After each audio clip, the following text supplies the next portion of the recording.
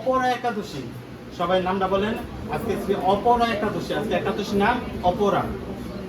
অপরা একাদশী মহারাজ যুধিষ্ঠির শ্রীকৃষ্ণ বলিলেন, হে কৃষ্ণ, জ্যৈষ্ঠ মাসের কৃষ্ণ পক্ষিয়া একাদশী নাম কি এবং তার মাহাত্ম্যই বা কি আমি শুনতে ইচ্ছা করি, আপনি অনুগ্রহ করে তা বর্ণনা করুন। শ্রীকৃষ্ণ বলিলেন, হে মহারাজ, মানুষের মঙ্গলের জন্য আপনি খুব ভালো প্রশ্ন করেছেন।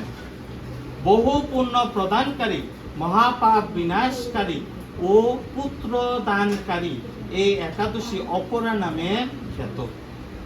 এই ব্রত পালনকারী ব্যক্তি জগতে প্রসিদ্ধি লাভ করে। ব্রহ্ম হত্যা, গো হত্যা, ব্রণ হত্যা, পরনিন্দা, পরশ্রী গমন, মিথ্যা ভাষণ প্রভৃতি গুরুতর পাপ এই ব্রত পালনে নষ্ট হয়ে যায়।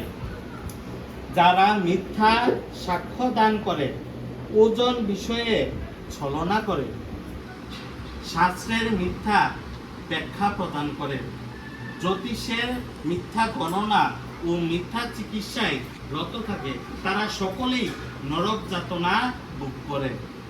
এ সমস্ত ব্যক্তিরাও যদি এই ব্রত পালন করে তবে তারা সমস্ত পাপ থেকে মুক্ত হয়। ক্ষত্রিয় যদি স্বধর্ম ত্যাগ করে, যুদ্ধক্ষেত্রে থেকে পালিয়ে যায়, তবে সে ঘোরতর নরকগামী হয়, কিন্তু সেও এই ব্রত পালনে মুক্ত হয়ে স্বর্গগতি লাভ করে। মকর রাশিতে সূর্য অবস্থানকালে মাঘ মাসে প্রয়াগ স্থানে যে ফল লাভ হয়, শিবরাত্রিতে কাশী ধামে উপবাস করলে যে পুণ্য হয়, গয়া ধামে বিষ্ণু পাদপদ্মে পিণ্ডদানে যে ফল পাওয়া যায়, সিংহ রাশিতে বৃহস্পতি অবস্থানে গৌতমী নদীতে স্নানে, কুম্ভে কেদারনাথ দর্শনে, বদরিকা আশ্রম যাত্রায় ও বর্তী নারায়ণ সেবায়, সূর্য গ্রহণে, কুরুক্ষেত্রে স্নানে, হাতি ঘোড়া সৈন্য দানে এবং দক্ষিণাসহ যজ্ঞ সম্পাদনে যে ফল লাভ হয়, এই ব্রত পালন করলে অনায়াসে সেই সকল ফল লাভ হয়ে থাকে। এই অপরা ব্রত পাপ রূপ বৃক্ষের কুঠার স্বরূপ, পাপ রূপ কাষ্ঠের দাবাগ্নির মতো, পাপ রূপ